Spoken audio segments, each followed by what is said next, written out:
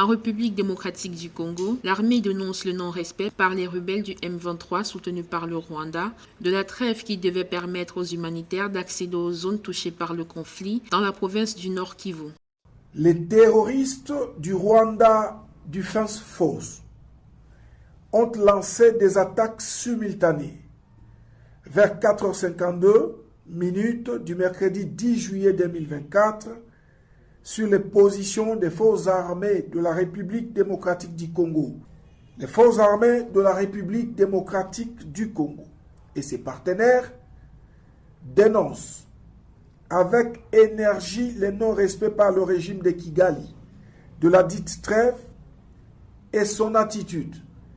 Le 5 juillet 2024, les États-Unis avaient annoncé le début d'une trêve humanitaire de 2 semaines afin de permettre le retour volontaire des personnes déplacées et à fournir au personnel humanitaire un accès sans entrave aux populations vulnérables. Une mesure qui a été jugée insuffisante par certains déplacés de guerre et saluée par d'autres. Le fait que la coalition RDF M23 vient de saboter cette trêve recommandée par les États-Unis, il y a lieu que des mesures conséquentes soient entreprises à l'égard effectivement des auteurs qui ont effectivement violé cette décision. On aurait bien voulu que ça soit respecté. Depuis le début du conflit, 4 territoires sur les sites que compte la province du Nord Kivu sont déjà touchés par les actions du M23. Après Rutshuru, Masisi et Nyiragongo, c'est au tour de Lubero dans le nord d'être attaqué.